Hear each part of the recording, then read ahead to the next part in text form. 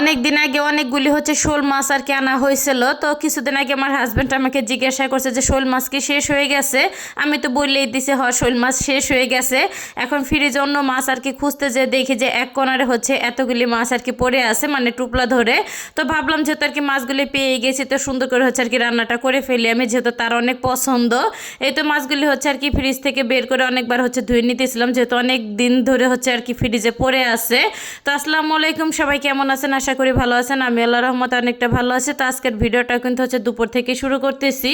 যাই হোক, এই তো মাছ কিন্তু আমার আর কি ধোয়া হয়ে গেছে। তো একটুখানি হচ্ছে আর কি পেঁয়াজ দিয়ে আর কি আমি ভুনা করব, আর সেই সাথে এই যে মজার একটা হচ্ছে খাবার রান্না করব। এটা কিন্তু মুরগির হচ্ছে আর কি পাকনা, তারপরে হচ্ছে কলিজা গিলা মাংস আছে চামড়া দিয়ে পা দিয়ে হচ্ছে তো রেখে দিয়েছিলাম ফ্রিজে।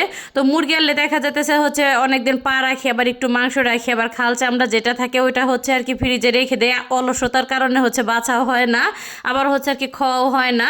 তো আজকে হচ্ছে দুইটা আর কি মুরগির চামড়া ছিল, সেটা হচ্ছে আর কি সুন্দর করে আর কি বেছেও নিয়েছি। তো ভাবলাম এটার সাথে হচ্ছে এটাও আর কি রান্না করে ফেলি। আর হচ্ছে আমার হাজব্যান্ড শুধু এই শোল মাছ দিয়ে হচ্ছে ভাত খাবে, সে তো মুরগির ওইগুলো হচ্ছে আর কি সে পাতেও নিবে না। তারপরে কিন্তু মাশাল্লাহ দিলে আমার ছেলে মেয়ে কিন্তু অনেক মজা করে এই খাবারটা খায়। তো আমি এবং হচ্ছে আমার ছেলে মেয়ে আর কি এই খাবারটা খাবো। তো কার কার এই খাবারটা পছন্দ অবশ্যই কিন্তু কমেন্ট করে হচ্ছে জানাতে একদমই ভুলবেন না। তো মশলাটা কিন্তু সুন্দরভাবে আর কি আমি কষিয়ে নিতেছি। যদিও এই ধরনের হচ্ছে খাবারের ভিতরে অতিরিক্ত ঝোল রাখা যায় না, তাহলে কিন্তু খেতে একদমই ভালো লাগে না। এর জন্য আর কি শুকনা শুকনা করে হচ্ছে আর কি রান্না করবো। যাই হোক, তো মশলাটা কিন্তু কষানো হয়ে গেলে এখানে কিন্তু হচ্ছে পা, তারপর হচ্ছে চামড়া গিলা যেটা আর কি এটা হচ্ছে আর কি দিয়ে দিলাম। তো দেওয়া হয়ে গেলে কিন্তু সুন্দরভাবে হচ্ছে মশলার সাথে উল্টিয়ে পাল্টিয়ে নেড়ে চেড়ে তো এখন হচ্ছে ঢাকনাদেরকে ঢেকে অপর চুলা বসাই দিছি। আর এই ফাঁকে তো আমি কিন্তু কাঁচামরিচ এবং পেঁয়াজটা কিন্তু তেলে সুন্দর করে ভেজে নিচ্ছি শোল মাছটা হচ্ছে রান্না করার জন্য। আর এই তো এখন হচ্ছে আদা রসুনটা আর কি দিয়ে দিলাম। আর আদা রসুনটা হচ্ছে দেওয়া হয়ে গেলে সুন্দরভাবে আবারও হচ্ছে নেড়ে চেড়ে আর কি নেবো আমি। তো এই তো শুকনা হচ্ছে মশলাগুলি দেওয়া হয়ে গেলে এখন সুন্দরভাবে আর কি মশলাটা আমি আর কি কষিয়ে নেব। তো কষানো হয়ে গেলে কিন্তু এখন হচ্ছে আবার একটু যেন পানি দিয়ে হচ্ছে ঢাকনা দিয়ে ঢেকে দিছিলাম আমি। তো সুন্দরভাবে যখন আর কি ফুটে উঠছে তো মশলাটা কিন্তু সুন্দরভাবে কষানো হয়ে গেছে। এখন হচ্ছে শোল মাছগুলি এক এক করে আমি দিয়ে দিব। আর শোল মাছ তারপর টাকি মাছ এগুলি কিন্তু আমার কাছে মনে হয় যে শীতকালে খেতে বেশি ভালো লাগে। বাটা ভর্তা সব রকম করে হচ্ছে রান্না করলে কিন্তু খেতে অসাধারণ মজা লাগে। তো এই তো এখানে কিন্তু হচ্ছে ওই চুলে আবারও হচ্ছে শোল মাছটা বসাই দিলাম। আর এই ফাঁকে কিন্তু হচ্ছে আমি একটুখানি আর কি কষি একটুখানি পানি দিয়ে দিয়েছিলাম যাতে সুন্দরভাবে আর কি সেদ্ধ হয়ে যায়। যাই হোক, তো ঝোলটা কিন্তু শুকানো পর্যন্ত আর কি আমি রান্না করে নেব।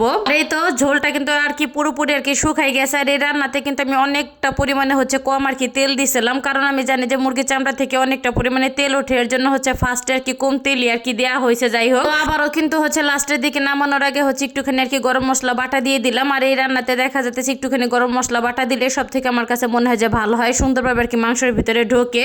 আর এই তো আমার দুই মেয়ে হচ্ছে আর কি আমার পাশে দাঁড়ায় আছে, তারা দুই বোনে হচ্ছে দুই আর কি পা খাবে। তো আমি আর কি দুইটা পা আর কি উঠাইতেছিলাম। এর মাঝে হচ্ছে একটা রিলস আর কি ভিডিও বানাই নিলাম আমি।